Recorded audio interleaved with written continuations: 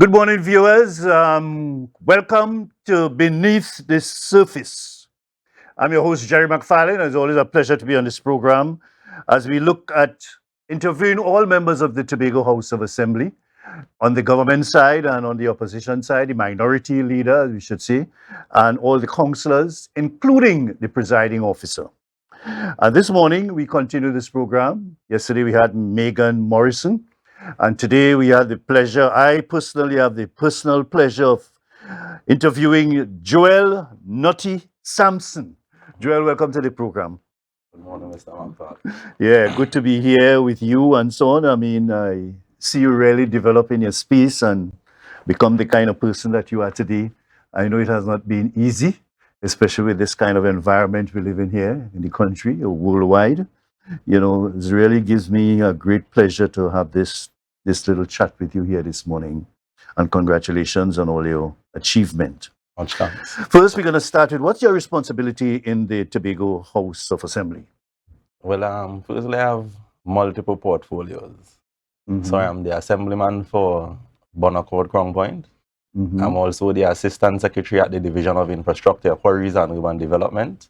And I'm also the Deputy Presiding Officer of the Legislature. And you feel you handle those areas quite well and satisfactorily? Yes, so far? Yeah, I perform to the best of my ability. So I think I'm doing a good job thus far. Yeah, beautiful. You know, I had my usual rounds when I have these interviews. You know, I talk to people from the community or where you worked previously and so on. And you know, I was really not surprised with the kind of positive comments that we had so far. You know, especially talking about you and so on.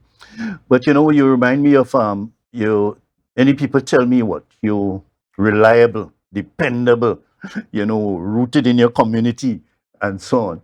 And I must ask, you know, I remember we had a guy, I can't remember if he was from Plymouth, but his name was I can't remember his name, but they used to call him Man to Word. You can't say man to wood, you know, you have to say man to word. You know, and that means that when I was talking to him some years ago, I've not seen him for quite some time. I don't know if he passed. But he said his word is his bond. And that's why people used to call him that. Man to word.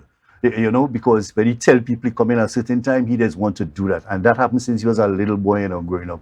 You know, and that's how people started calling him this thing. But, you know, we kind of not seeing that kind of thing in the communities or in the country, you know, where people are so dependable and reliable. And it's good to see you kind of following that path. And I must ask, where this started? Did it start in your growing up? Or tell us a little bit about your growing up years as a childhood, growing up. You grew up with grandparents also? Well, my life, it's a kind of a long story. But to make it short, I grew up in Milford Court, that's in a part in Bonaccord. I grew up there with my mom and siblings. And growing up the community back then, it was closely knit, you know, each one helped each other.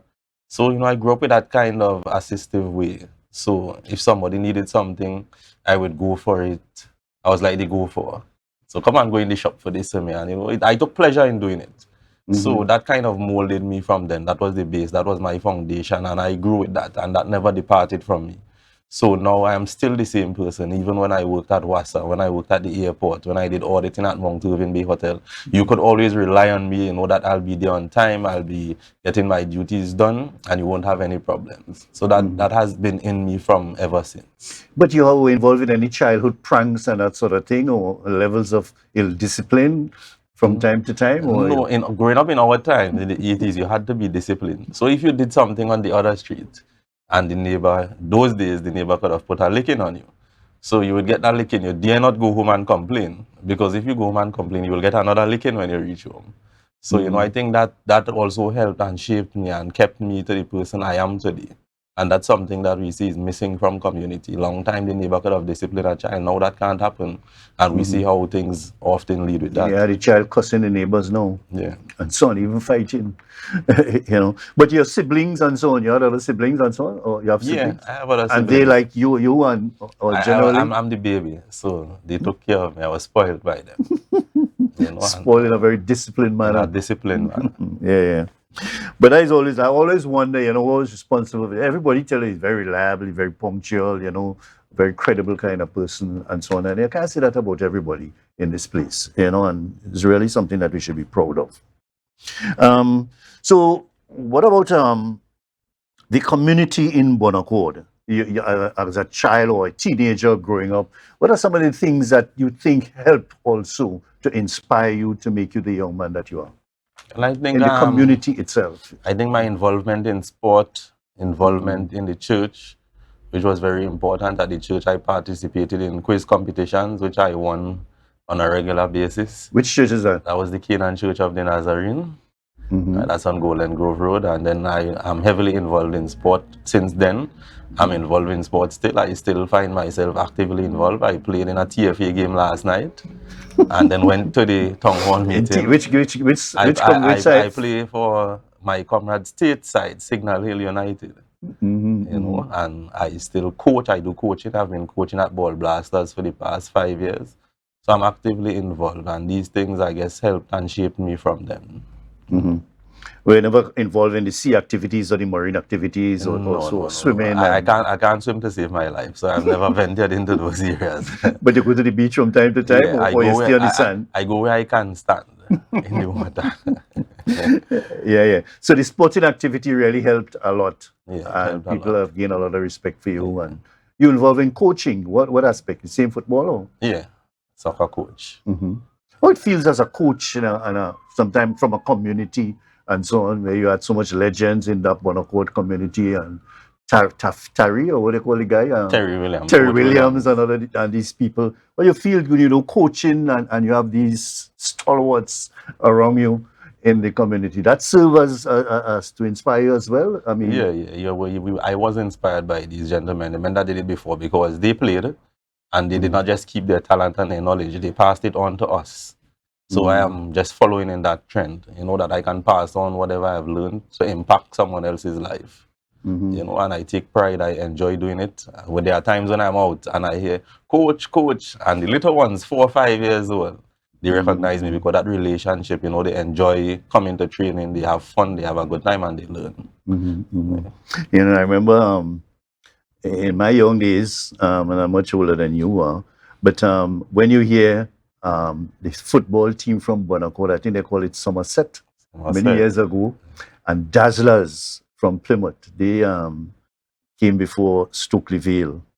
When you hear Somerset and Dazzlers play, that's the biggest crowd in Plymouth, They come out because there always this big community rivalry between Plymouth and Dazzlers and Somerset in that time.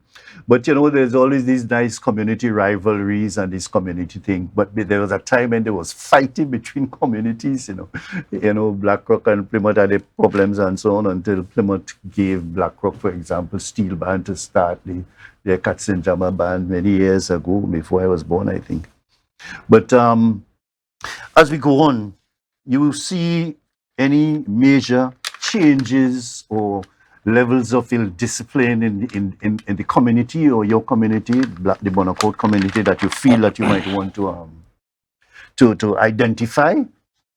Well, any challenges also in maybe your community? Well, there's no perfect community, Mr. McFarlane. We know there's nothing perfect. You can try to achieve or strive for greatness, but there'll always be some downfalls, some shortcomings in some areas. I try to reach out to the young people in my community, try to encourage them, try to tell them, hey, take pattern from my life, look at how my life was and look at where I am now, and try to develop in that way. You had the little ones who like to be on the block, but they don't tend to give any trouble or anything like that. They just come, they gather. It's their social gathering. That's their form of lime. They come together, like any group, like a political group will come together. That's their thing. But they don't tend to give any trouble or anything of sorts. They try to keep it down. I tell them, I say, hey, everybody have their vice, but, just conduct it in a mannerly way, Don't do anything untoward or anything out in the open that might cause any problems or cause you to be dealt with by the police, So they try to maintain that order and discipline, and we have a good relationship in the community. Our community is not bad. A lot of these communities, and I'm sure Bon Accord is not excluded, where there is some, not just break-ins, but sometimes murder, I remember we had a murder recently, not close to down there. But the break-ins, is becoming kind of prevalent in a lot of these communities. Bonaccord is not immune to that, fighting and stabbing and that kind of thing. What just seem to be responsible for that sort of behavior in general, some of these communities on the island? As somebody who grew up more positive and more disciplined, what you might see some particular thing in the community that people gravitate to that may cause them to have this way of ill discipline, no patience, somebody matches shoe, you want to give them a bottle, and that kind of thing, What you think, in your view, might have led to this kind of eruption of this ill discipline in some of these communities? Well, surprisingly that you would ask, because recently I had this conversation with someone, and it all leads down to the music. We think the music has a great influence on persons doing what they do now. Back in the days, we would listen to these music, we would dance, we would have fun, a good time, but we would not follow what the music said. Nowadays, the young people are getting carried away by the music. Now, they have the Trinidad and the Six Outside and these things. So I think those are some of the names of the song? Yeah, so the groups, the Trinidad music and all these things. So some of the young persons are getting carried away by that. And only when reality strikes, when they end up in trouble, then they realize, hey, that's just music these guys making and we just follow through with it. And I think that's causing some of the issues that we are having within the communities today. Some of the young persons as well, they want fast money. So back in our days, we would go out and work hard, we will grind, we will go on a construction site as a laborer, get paid $50 a day. And we'd be happy because, you're getting something. Half a loaf is better than no loaf. But the young persons nowadays, they don't want to toil and grind and work. They just want it fast and easy by any means. And the music is sort of influenced that. But we used to have music long time, and music was very inspiring. Up to recently, I was looking at Wildfire, a Wildfire song. That must be before your time. And when I reflect on it and the positive things about these people in those days, Oliver Tumpy Chapman, if I remember his name quite well. I mean, the quality of the music, the song, the delivery, the message in the music, some very philosophical and so on. But, it promotes a kind of love and compassion and positivity, I ain't seeing much of that. Maybe not enough of that these days. You're not hearing that these days. And I'm wondering what is in this gun music. I understand there's some particular song where you have to pull out your gun or something like that and do strippiness. So that, where that came from? That originated here or it came from outside or something? That came from outside and we just, follow the pattern. I even listened to that song once upon a time and the man sang, the song said, fully dance. And fully gone. Fully dance. I only listen to the lyrics and the content. Some of them, they get carried away by the music. And I think that's one of our major problems. As you rightfully said, the music back in the days had a positive impact, positive influence. But we're not getting that now. And the prevalence of guns in these communities. I mean, I'm sorry to be talking about all these things in the community before we get to some of the other issues. But it shows what grounds people, where they came from, where you came from, and how things are changing in some of these communities. And sometimes, we really take a deep look, beneath the surface, to get to some of these things. And you're just reminding me of the music. And I find that is an interesting area. I never really studied that before. And But you see, there's a lack of leadership or mentoring in some of these communities. Yeah, there is, but there are times that persons try, we would try, but they say you can lead a donkey to the water, you can't force it to drink. So sometimes we put certain things out. We're having this mentorship program or we're having this, and the young people, they won't show up. They're not interested in some things. In our days, we used to grasp at the opportunity. When there is something like this coming up, you could benefit, you could learn something from it. And I guess sometimes they say the last good generation came from the 80s. It's not a good statement to make because you don't want the generations after. But when you look at it sometimes and you analyze, the generation now, they don't seem to be interested in these things. Technology has come into play and that has changed the whole aspect of everything. So the phone, this is what everybody gravitates to now. And that makes it leads to a lot of key decision, critical decisions. You know, so everything is at your fingertip. So they just go onto the internet. And the technology provides for all kind of things. It provides for good by upbringing and good communication and effective and positive communication. And we just choose the bad. Yeah. You know? There's so much positive, but as you say, we choose the negative. Okay, I'm thinking we're going to go for a break now. And when we come back, we continue chatting with Notsi here, Joel Notsi Sampson. When we return, and we start back by talking about your stint at WASA. Sure. Okay, we go for the break. It's a brand new morning, right? Yes, we're back, folks. This is Beneath the Surface, and chatting with Notsi, Joel Sampson. And, we were chatting in the break, you were telling me about this experience you had where you saw this family, coming from abroad and having a discussion with them and so on. What you found out?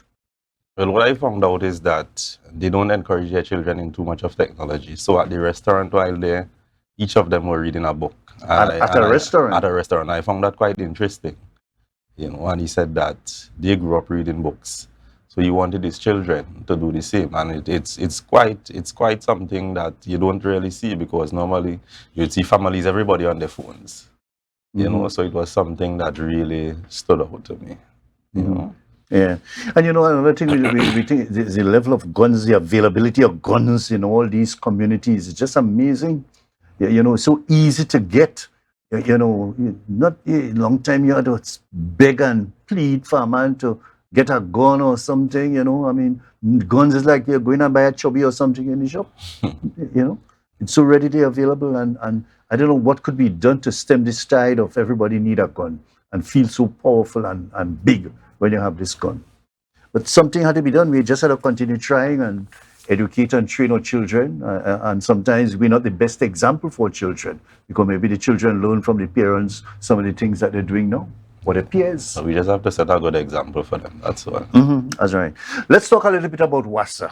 Your stint as WASA. There is where I met you really and see the kind of work that you were doing and so on. But how was your stint at WASA? How you feel working for a company, or worked for a company, a public utility company, and providing an essential service? That was a wonderful experience. That is what helped mold me as well. That's part of the molding, that's part of my work ethic that I continue along with today. Even there are times as an assemblyman, I have passed leaks on the roadside and I fix them. Something simple, I come out and do it, because that's just me. That service I provided, enjoying that. Those domestic connections and so on. Yeah. You're not talking about going and digging up road. No, recently where I reside, there was a leak and I dug it out and repaired it. That's me. I wouldn't see the water wasting. If something I can do, I can handle, I just fix it. But and I often wonder, we should often wonder that, groups or agents or community groups, plumbers or skilled people could just do some of these minor repairs in some of these communities, and don't wait until WASA come whenever they come to do these kind of repairs. If you could do it in a community, you just do it. Yeah. Sometimes these guys cutlassing or working on the side of the road, a line comes up and it get broken, so all this water spraying, and all it is a little, I don't say a little connection, but a connection that's to connect it and stop the leak. So I feel that sometimes the community can help. So the working in WASA really helped move you and mold you. Yeah, that work ethic that I possess. And you had good supervision and so on from time to time? Yeah, good supervision. There was time I acted in the position of supervisor and these things, and it was enjoyable. You got the best out of the workers. Same thing in my portfolio now at the Division of Infrastructure. Where I'm responsible for URP. So, that kind of relationship you build with the workers, Once your workers are comfortable, you get the best out of them. Definitely.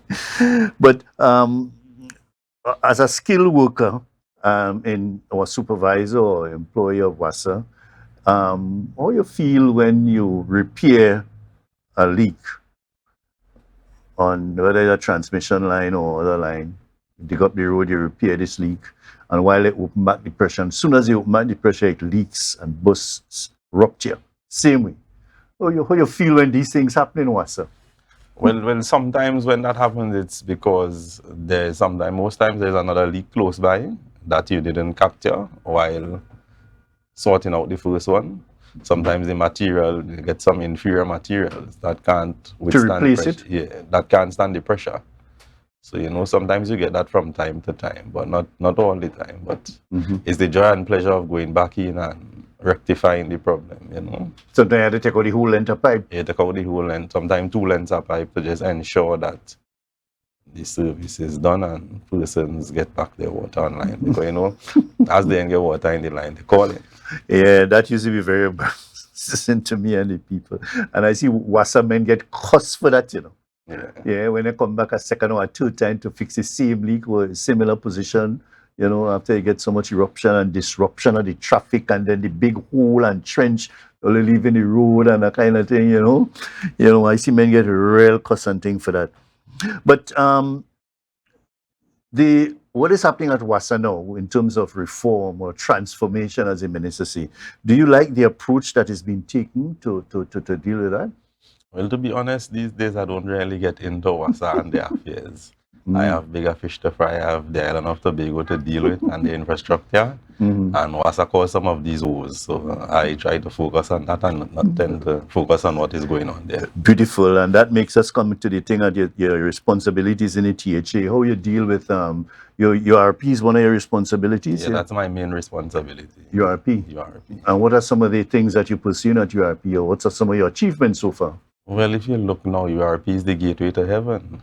When you It's the look gateway at to heaven. Yeah, when you look at it, it's URP. We have been doing a lot of good work. I must commend the workers at URP. I must thank them for their support and their work ethic, their drive. They're inspired now. Because when I was given that responsibility, the first thing I did is try to understand what is URP, what they do, how they function, look at their remuneration packages and see, and the first thing I found, persons were working for $79 a day, skilled persons.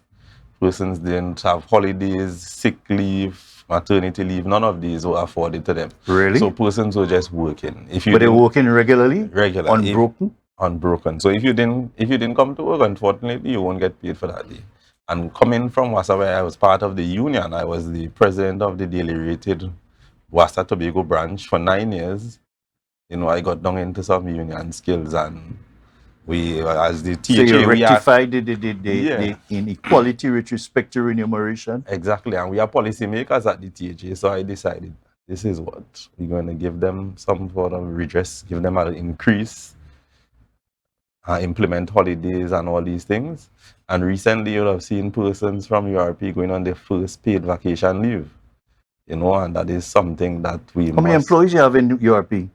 Well, currently we have about 1,400 in the daily rated cadre and about 55 in the monthly paid. And these range from different teams. So we have the concrete workshop, the woodworking shop, we have the agriculture sector, we have the cleaning program, we have the social intervention program. So this is like if someone has the material but can't afford the labor, we would provide the labor from mason to carpenter, electrician, plumber, the full 9 yards. So there are different teams that conduct various works throughout the day. And they have been working pretty well, and I must commend them. If you look at the boardwalk in town, we have been doing some work there, so it's starting to look good. That's the works of the URP in collaboration with what you did at the boardwalk? Well, we did some rehabilitation work. So you take up some of the wood and take just up some of replace them, power wash, put some new benches, put some tables that persons can have some entertainment. There are draft tables there now. You see some signs to the background. We have some solar lights, and then we have to stain the boardwalk. So when you spend money for something, Mr. McFarlane, you have to maintain it. And we are there taking care of those things, the needs of the And the workers are told that they have to maintain it, or you have to come and remind them that you have to maintain it? No, we don't have to remind them. The workers, the work ethic of URP has raised, the standard has raised, the bar has been lifted. They were here and now they are here. Because you see, as I said, relationships, how you treat with workers. And just that simple increase, that simple addition of things that they didn't receive before, they are willing to go the extra mile, and I continue to applaud them. I will always applaud them for their efforts, and I want the whole of URP to know that you are appreciated. Yeah, that's a very good move. So things like I know there's a guy in Plymouth in particular, two legs amputated, and he under some real pressure. And the place he live in is kind of small. He can't even move around there in a wheelchair, and so on. A special case like that, can URP intervene and just maybe extend the house, fix the flooring, or something like that, Yeah, and do the we sort of have thing? in those cases we have the programs to deal with those needs whereby we can Really? provide some material and assistance. In special cases, we Mm-hmm. would provide some material like that. For instance, we And would actually, not just providing material, but for the actually do labor it. do it as well. Mm-hmm. You know, so there are some special needs cases that we would look into and that we would treat with. Mm-hmm. Well, that is very good. I must tell Zurisha or Miss Hackett to talk to you about it because I think that is in her constituency and so on. But, you know, there are some other special cases like that. A case in Gulen Lane, and that is, oh gosh, that is Zurisha thing again, constituency, where people just, they're trying their best in the community to help to build something for them, you know, because the house that they were living literally fell apart. And I think it's Gulen Lane. Golden Lane. Yeah, and that's my colleague, that's my very good friend, Miss Hackett. She's the one that encouraged me into the politics. So, you know, we always live. So, you know, that's something that could be Yeah, well, treated. she knows the person quite well, so I don't need to call the person name and that sort of thing. And I remind her about the one in Golden Lane as well, where these people in literally abject poverty and situation is real bad.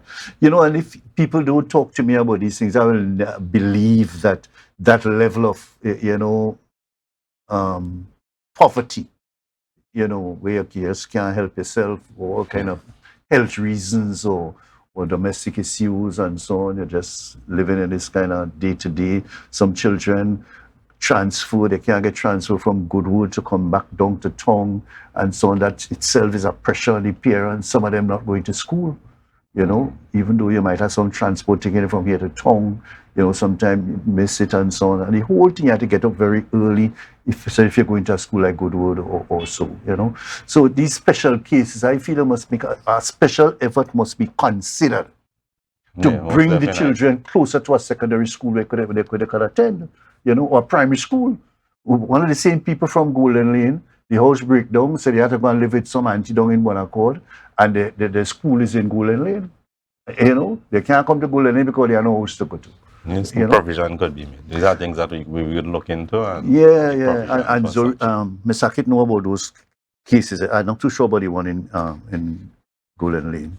So these are some of the things that you do as URP. What are some of the special things that you're proud of coming from URP? Well, I'm extremely proud of the furniture shop. We have been doing some excellent work. What you do with the furniture? Well, people just take them and carry them home? No. You can purchase. You can come and purchase. And what we are going to do soon, you'll see a catalog out. So persons can see what we have to offer, and they can make their orders, make their payments, and get these items. Currently, we are just finishing up some benches and tables and stuff for the schools program. You know, which is it was a lot, but you know they are almost there at the finish line, and they have been working extremely well in getting this done. We also provide caskets at affordable prices. So you know we've been doing a lot. I'm extremely proud of that area in URP. Remind me of my days when I was an assemblyman, and you know a lot of the schools were complaining about no furniture. They had no money to buy the furniture, you know, and we took all the furniture and I got a truck from, I think it's agriculture, where I was secretary. He said, well, listen, go and load up them trucks. I think the schools were Scarborough, see, Plymouth, Bethesda, Blackrock. I think a school in Bonaccord was also benefiting from that program. I talked to the man at URP then. I said, listen, you see them old bench and thing? We had to find a way to strengthen them and send them back to the school. And the supervisor then, I think it's Niles or something was his name. And he really make a perfect job at this thing. You know, show the THE that they don't have to depend on bringing furniture from Trinidad or this kind of crap. You know, and they rebuild all those desks using some of the material what was old, they just got new material and just things. And we have to go away from that, you know, always dependent on Trinidad. That a long time, that was clearly demonstrated by the entire assembly, which I told them what I did. That's the direction we have to go in. That's the direction you have to go. Go to every school and say, and even more than that, you could be in a position to mobilize the carpenters and so on in the Exactly. community and let them be involved as a thing that they're giving back to their community.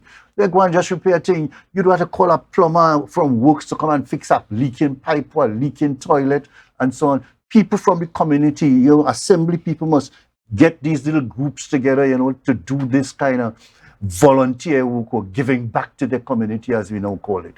Exactly. So do this kind of thing. We can't depend on doing everything. You're waiting on assemblyman or assemblywoman to do this or THA to do something like that. Find ways of doing We need these to be things. self-sustainable. We need to Inspire the community to get involved in looking out. A little leak on a galvanized was in which school? Must be better, I think, some years ago. Waiting for long. I said, the community people can do that.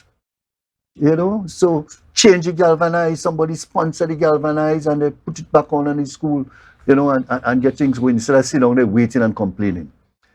People have to be more proactive in the community. Exactly. And in the assembly, people have to be more responsive and reliable and just doing things quick what they have to do so that the country and the activity or the area that you're doing it for could move on, with less complication and make teaching and learning and experience in the community much more interesting, So those are the areas. And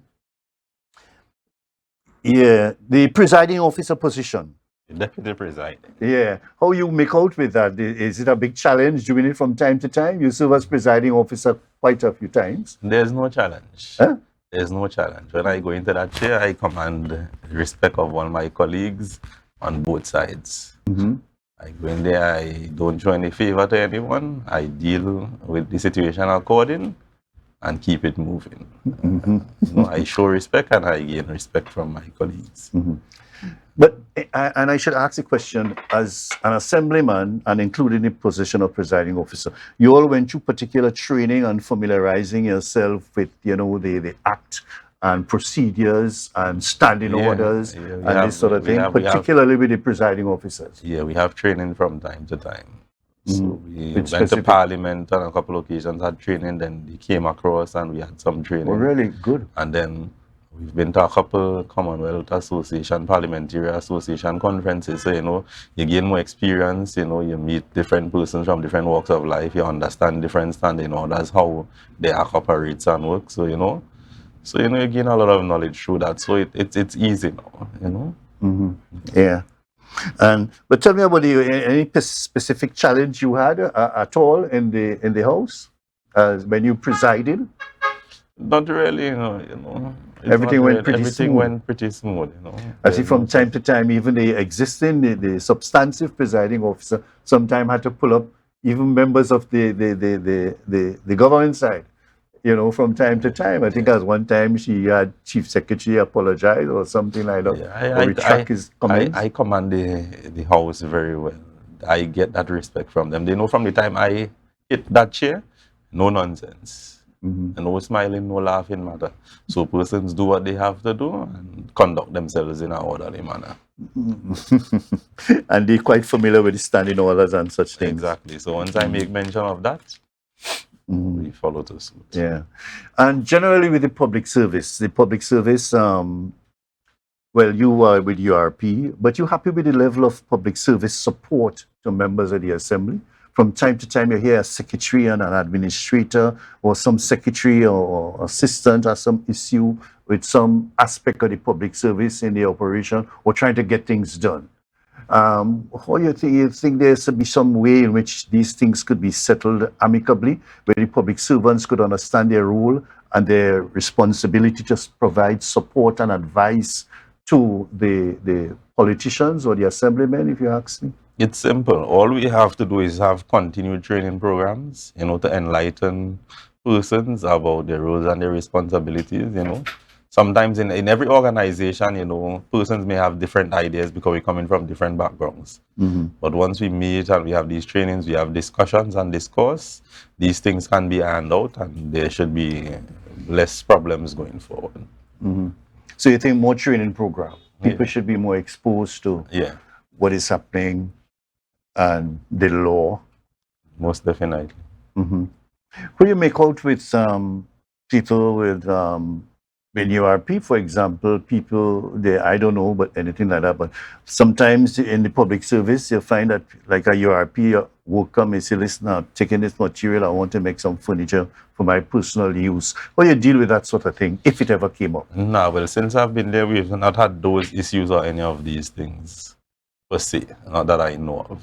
You know, persons in URP do what they have to do. They are generally happy at the moment.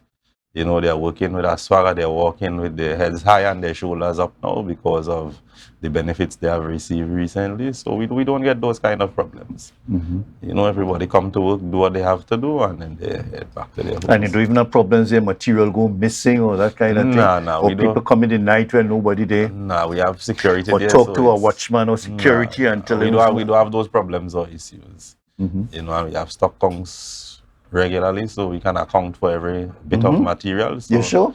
Yeah, man. I have URP in a good gear, and the workers, they work alongside me. We have a good working relationship, so there's no problems. They say, Mr. Sampson, you have to ensure you look good, you let us look good, so we have to let you look good. So we don't have any problems there. Tell me about the seedling and the agricultural aspect of the thing, how that works. Well, that works out pretty well, you know. It's not as grand. Where you do your agriculture, you practice this thing? Well, we have some at Blemen and some further up in the countryside, Louisdor. But what happened? We are trying to transform the agriculture sector. So recently I had some conversation with the Secretary of Agriculture. We are trying to do a MOU between us so that we can improve on that sector, so we can do some more grand farming. So utilize some of the URP workers in the agriculture sector. So for instance, if someone decides that, hey, well, I want to go and do some farming after my working hours in URP, we will put an arrangement in place so that this could help. So it could kind of bring the level of the URP agriculture up to a standard. So these persons will come back after you work, you're going and work URP, I don't understand. No, after you finish at URP, you work in the day. You could probably fall in with some of the farmers, your choice. Oh, so you could get private that, farmers. Yeah, exactly. So you could get that knowledge and that experience, and you could come back and pass it on to your other colleagues, you know? And that is all part of the seedling, is a seedling program, you call it? Seedling program and stuff. So you have a growth program from the seedling program. Yes. So you give the seedlings to farmers, where you don't have a plot that you farm or do some agriculture. Right. So there's nothing like that. No. So you could utilize that that way. So we're trying to work that out. So that will be something that will be beneficial to all of the people. So that you could grow, you provide the seedlings and you give an opportunity to grow them out. I suppose you could get small plants from tissue culture lab and so on. You have a relationship with them? Well, I haven't really had that conversation with them, but the director who I liaise with, he does all these liaison with these places. So I will just have to call him and say, well, this is the situation, this is what we want done, and he will do that. You know, I don't micromanage. Persons have their responsibilities, and we have discussions every day, me and the director, as to how we're going about today, and that's it. So that is one of the areas that is kind of new or more innovative and so on, and that you're bringing on stream, or you have it more structured. Yeah, we're just having it more structured so that the process is smooth, it's easy to access certain things. And you never had a situation where from the seedlings you have produce that you might sell or give away or something like that? Well, they have produce that they would sell. Sometimes maybe vegetables, I suppose. Yeah, and maybe sometimes if something is looking like it's, they say close to spoil, or maybe it's not that well, you could probably give them away instead of just have them instead of having wastage. So you have special gangs that are allocated or assigned to the agricultural section.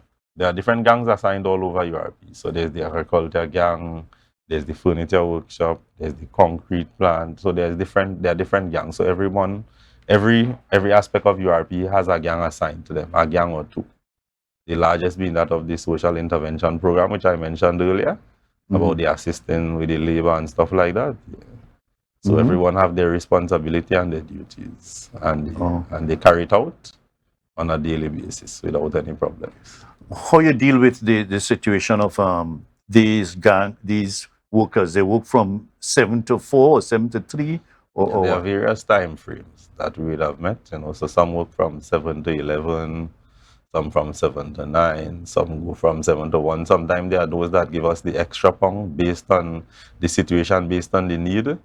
We would go all day until 3 in the afternoon.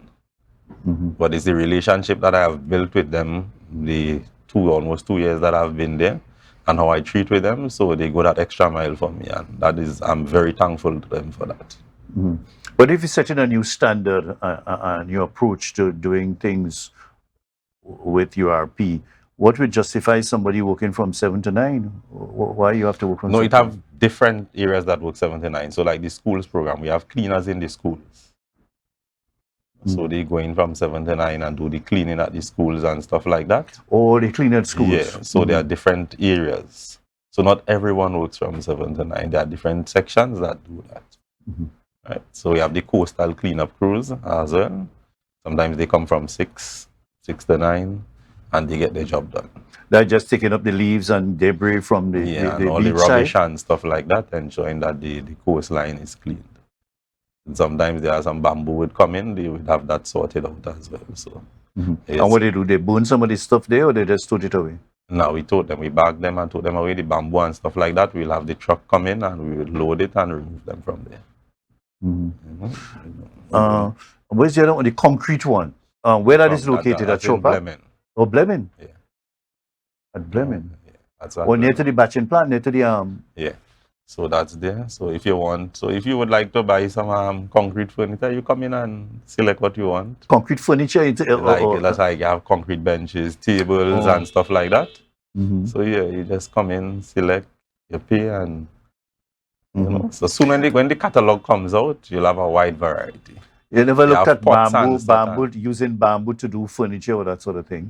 No, we haven't looked at that, but it's something we definitely can look into. There was a program many years ago where we had some people trained in that area using the local bamboo to do little furniture and thing, cutting it, and you have a process that used to soak it in, I think is a particular chemical to prevent termites and that sort of thing, or mites from disintegrating the bamboo, and you had to cut the bamboo a particular moon phase and all this sort of thing. That was started many years ago. I think people like Calypsonia and Appy were involved in benefiting from some of the training many years ago, you know. And that's something we can look into. Yeah, and bamboo all over the place. Yeah, that's something we can definitely look into. You know, really taking over some of these places, some of the rivers to the back by me, Colon River, the bamboo actually growing into the part of the water, restricting it and so on. You know, and the level of skill these guys possess, anything is possible with them.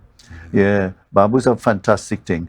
But I think it's boric acid or something that they use to treat it first, you know, before before you use it. That treatment is very important. It's very important. I think it's boric acid, if I'm not mistaken. I could be wrong. And some other thing that they mix it with, just soak it in it for a little while before you use it. Or after you cut it into the pieces you want, you soak it into this thing. If I could be wrong, viewers, but I just thinking that boric acid was one of the things that they used to treat it. And there may be some other chemical I'm sure that you could use as well.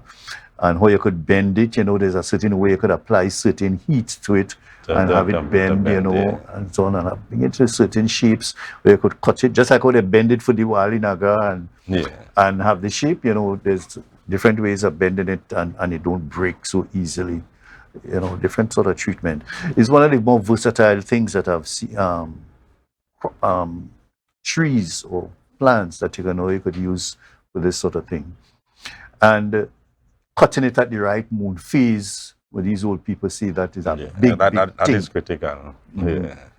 You know, and so that is an area I think you could look at, especially in times where other wood seem to be rotting. You see the kind of furniture coming from courts and these places is a kind of, what do you call that, gypsum kind of deteriorating thing. That is why persons need to come to URP, visit the URP furniture workshop. Yeah, all these things looking like natural wood, a shine plastic they put over it looking like wood and so on. But when you dig it out or drill it out, a little water flood in your kitchen, you see your whole thing start to lean and deteriorate and fall apart.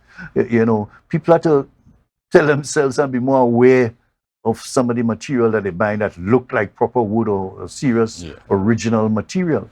Inferior products. Very inferior, and they look pretty and shine. You know, so people should be gravitating to what you're doing, and you should expand it and promote yourself as making these interesting products. So when the catalog comes on stream, that will help to promote us more, and so you could get that kind of advertisement that we have been looking for these years. So that catalog would help. Yeah. One of the things I want to ask you before we end the program is that what are some of the things that you see in the THA as a member of the Assembly? Not particularly presiding officers, a deputy presiding officers, but as a member of the Assembly, what are some of the things you see in the administration that if you're given an opportunity to change, you will want to change? Well, at present, there is nothing I would want to change. It's still early in the game. It's 22 months, and we've been doing our utmost best. You can't please all the people all the time. And we've been working together as a team. We have that communication, we have that bond. So everything would fall into place. All the chips will fall in its right places at the right time. So there's nothing I would like to change at the moment. Everything is perfectly fine. So you're happy with the level of public service support? You're happy with the level of funding you're getting? You're happy with the level of communication among secretaries and assistant secretaries? You're happy with those things generally? We're happy with the communication. Yes, you have good communication. Funding is always an issue. We could always do with more funding, but you have to make do with what you have until better comes along. But otherwise, there's nothing I would like to change. Everything is good. We have good working relationships, the secretaries and assistant secretaries. There's good camaraderie. I must pay some respect and send some love to my good colleague Megan Morrison, who was on yesterday. She was dynamic way. Yeah, so we have a good working relationship. There's nothing I would like to see change at this moment. We just have to continue pressing on to making Tobago the greatest little island ever.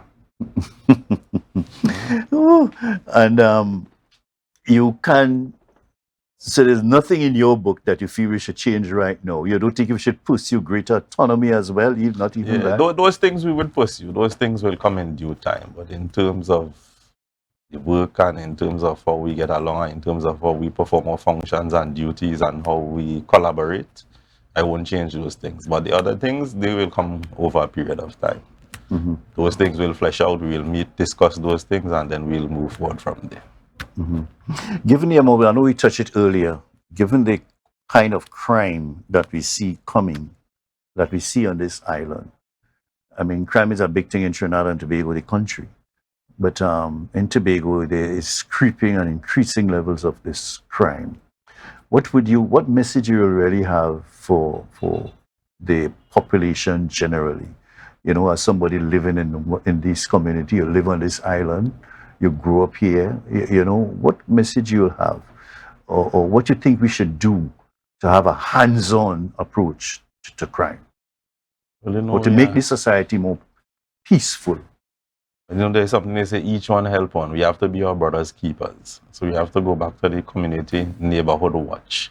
You have to look out. I know back in the days, if you're not around, if you're not home, the neighbor would look out, look at your house to ensure that nothing untoward is going on. If they see anyone strange there, they would come out and, So we have to go back to that community spirit that was once synonymous with us. We have to have that love and unity. Look out for one another. So if you see like somebody looking to break into someone's house, call the police. Alert someone.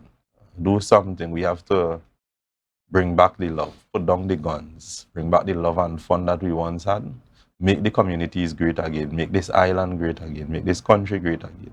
So we have to do it together. It's not just about the police service alone. It's about each of us performing that duty and that responsibility we have to ensure that we keep what we have and encourage persons to continue coming to this island and all these things. So, just have to go back to the way things used to be.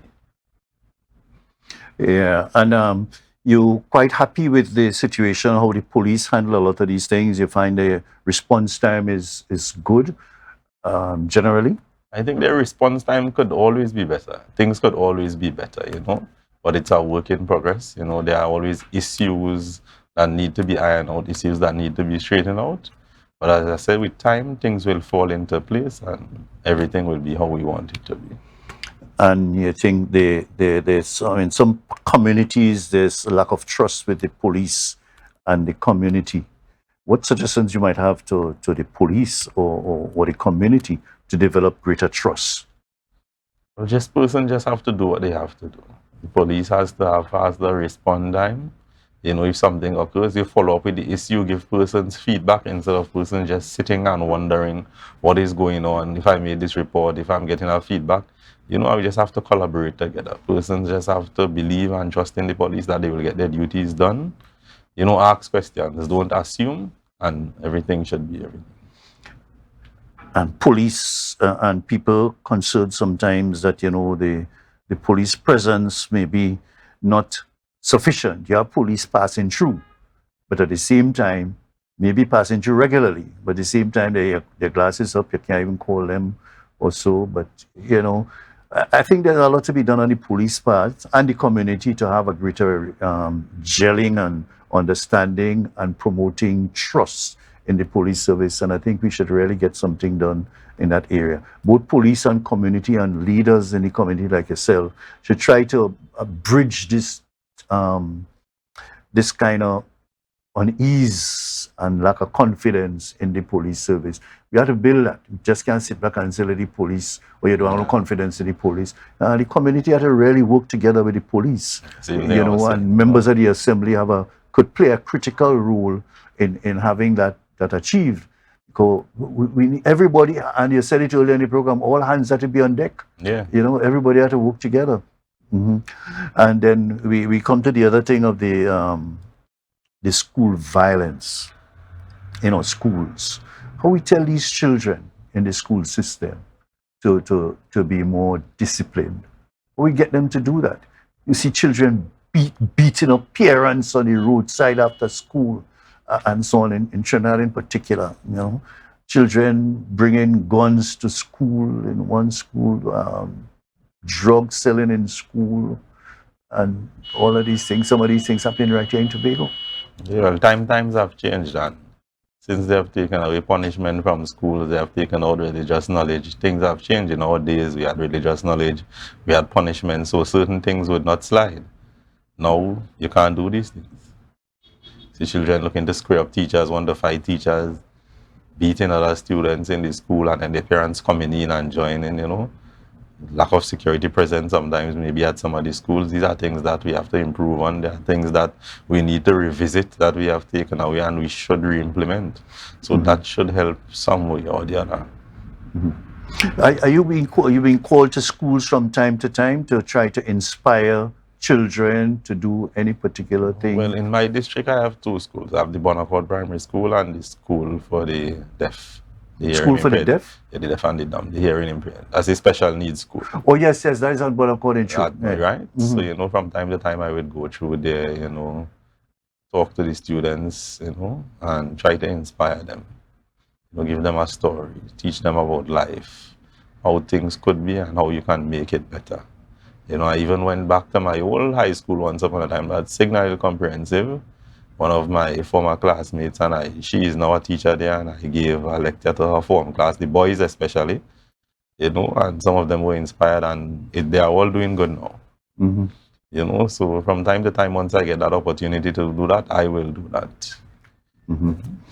And the quality of parenting in this Tobago here is a major problem. And a lot of criminologists and sociologists and all these people seem to be pointing in that direction, and that is where some of the big challenges are.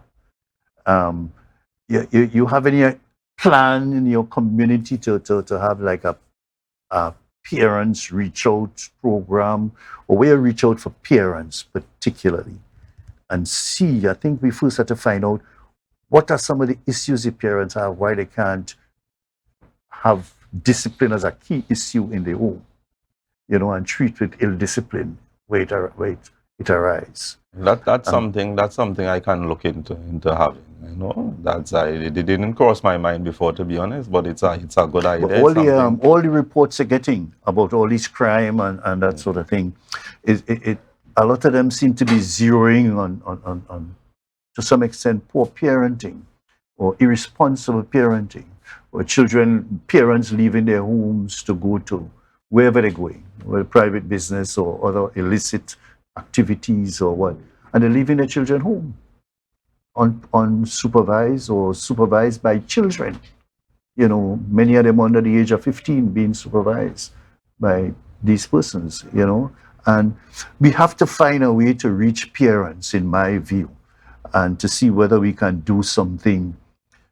Don't just wait again for these officials of the state to come in and intervene, especially when something happens.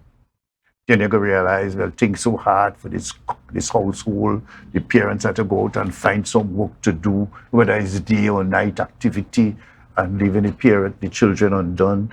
No matter how much you might want to tell them that, listen, the children authority could come in and charge you for dereliction of duty and all this sort of thing.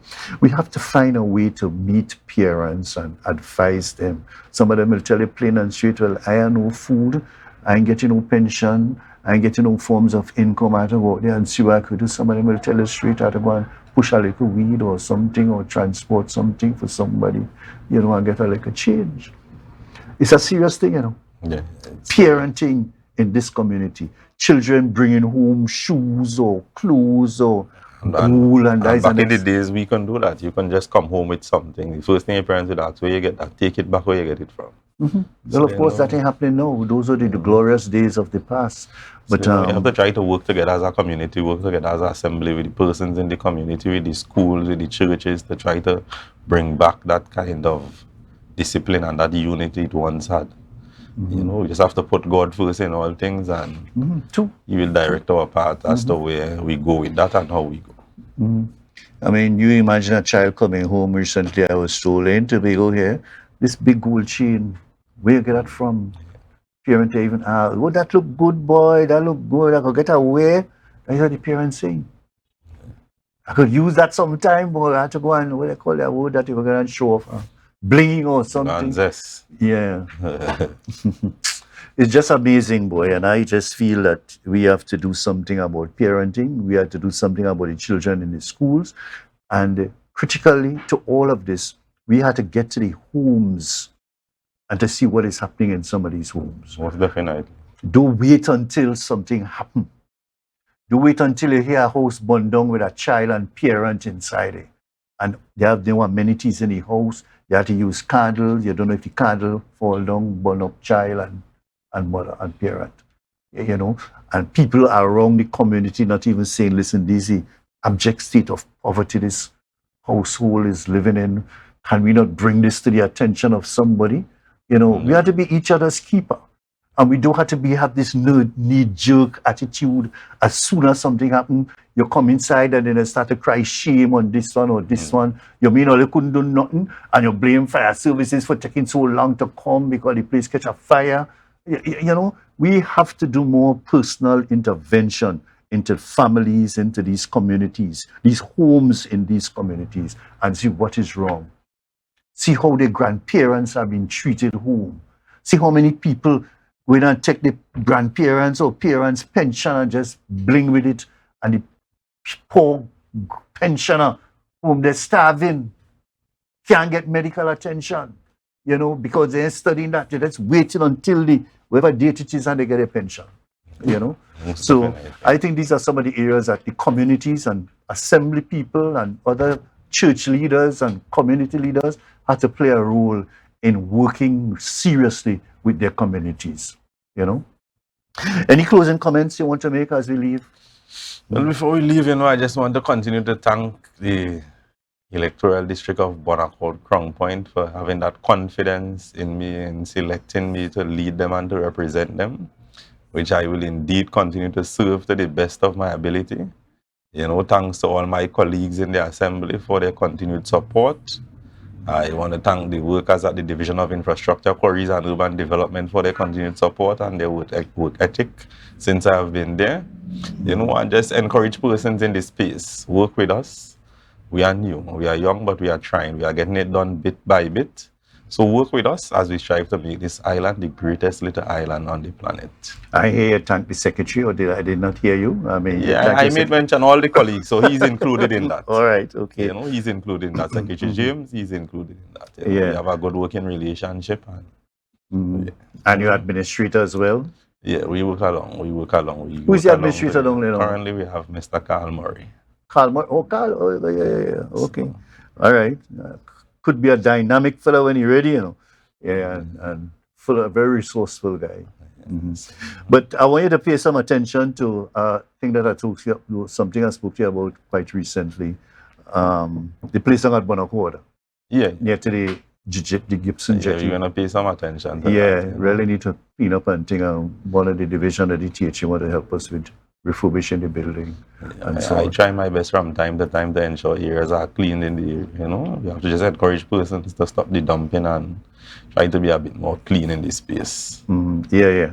And of course, the situation in Plymouth, which Ms. Sackett knows about. Yeah, and so I'll make some contact with her and find out about that individual. Okay, my friend, thank you very much. No problem. Always happy and proud to have you and to chat with you privately and otherwise, you know, and I'm really proud of the level of seriousness that you take your responsibility and the level of discipline, and almost everybody you talk to could talk about your reliability and dependability and the level of competence which you try to reach in doing everything that you do. General comments. I'm proud of you for that. And thankful. Continue to do your best. Keep God close. Always. Yeah. Will do, man. Folks, this before I end the program this morning, I want to remind you that tomorrow we'll have Niall George, the representative for BlackRock. BlackRock, where boy? All right. So Niall George will be on the program tomorrow, Assistant Secretary in one of those divisions. Oh yes, Assistant Secretary for Settlement and Public Utilities and Rural Development. Plymouth BlackRock, Assemblyman for Plymouth BlackRock. So tomorrow we have Niall George on the program Beneath the Surface right here at Tobago Updates. See you tomorrow, folks. Have a blessed day.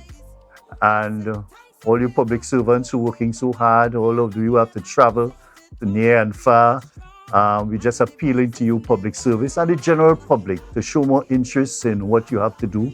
Take greater responsibility and seriousness to your responsibility wherever you have to work, people who you serve. Remember, you've been paid by taxpayers, and then we ought to have a new and even greater interest and enthusiasm in serving our people, the taxpayers of this country and this island, in a much better way. Okay, so see you tomorrow, God's willing, with another program. As I said, Niall George tomorrow on Tobago Updates, Beneath the Surface.